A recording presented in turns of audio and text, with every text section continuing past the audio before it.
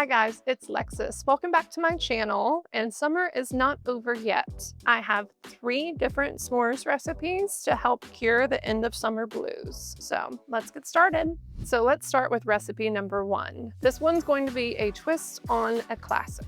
What we're going to use are these little skewers. Now, dependent on if you're out in the wilderness, use sticks. If you're doing it out of a fire pit, I highly recommend soaking these in water and spreading them out before you use them on your s'mores. It's going to help not catch on fire. But we are doing a very controlled burn here on my gas stove because it's Vegas and it's hotter than the surface of the sun outside. So we're doing s'mores indoors. But if you're outside and want to have a little bit more control, soak your skewers. All right, so step number 1, Old Faithful. All 3 of the recipes are going to use graham crackers, but you can spice it up and use cookies, or if you have different flavors, or you can just use crackers if you want to have sort of a salty sweet combination. It's your world, we're just living in it. Our classic chocolate, you can get better quality if you want. This is just the classic. And then I have my sunflower butter. I'm allergic to peanuts. I don't take it as seriously as I should, but I'm not trying to die on camera today. So this is our combo.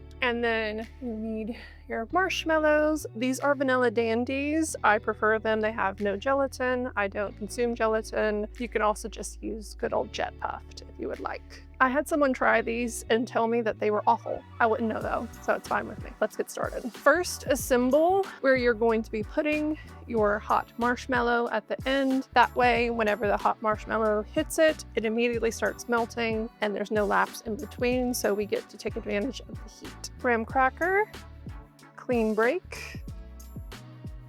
So I'm going to spread this down first. I'm going to take this and spread it first and put the chocolate on top so that the chocolate kind of gets attached to it that way, like so.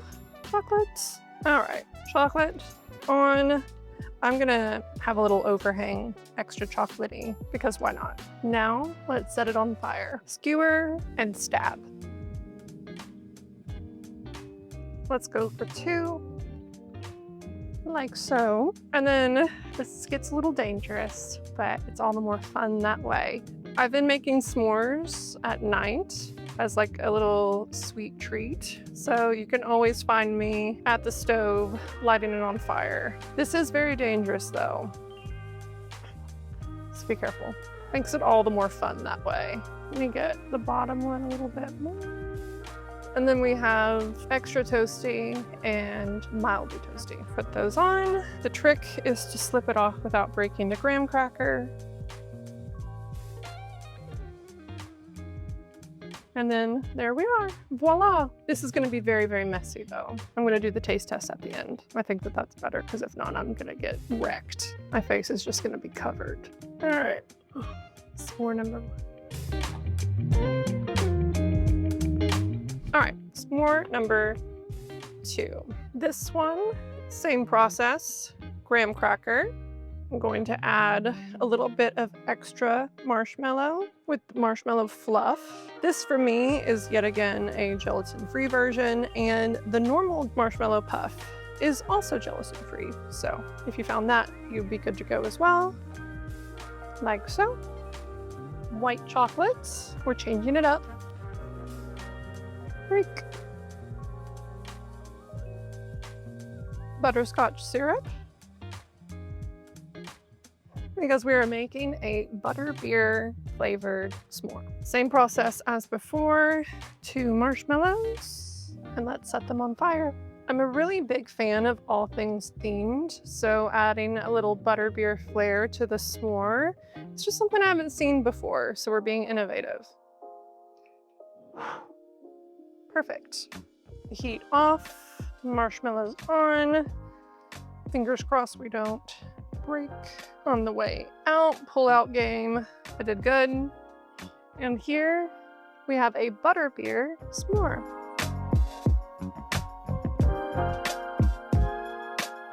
All right, so we've had a twist on a classic, a butterbeer, and let's get sophisticated with our 3rd option. Yes, you can make s'mores sophisticated. Stay with me.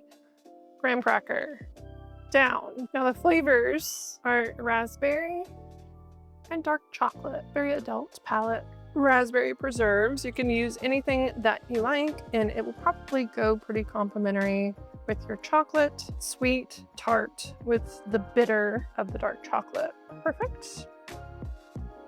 Dark chocolate. This is a truffle dark chocolate. Hopefully it'll make it a little bit more palatable. I'm not a huge dark chocolate girl. I'm a milk chocolate mommy. Like so. Marshmallow time. Yet another skewer. Did you all ever make s'mores when you were younger? I was always a big fan. Ta-da! I might invest in a blowtorch. Moving forward, that sounds fun or dangerous or both. Can you tell that I like fire? Yet again, can we go 3 for 3 on our pullout game? Ta-da! And there is our final s'more. Quite sophisticated, so let's give them a try.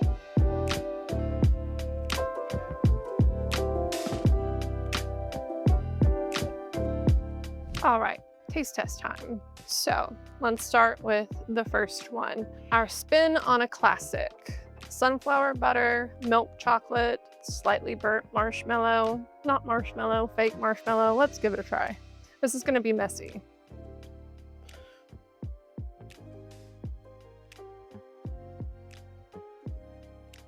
Definitely messy, but 10 out of 10 for the flavor profile. All right, butterbeer.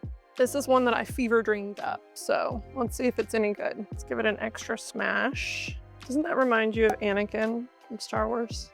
No, just me, okay.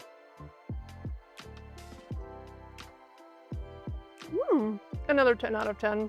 And actually not as overly sweet as you would probably think. All right, let's go ultra sophisticated. Yes, s'mores can be sophisticated. So we have our marshmallow, dark chocolate, and raspberry preserves.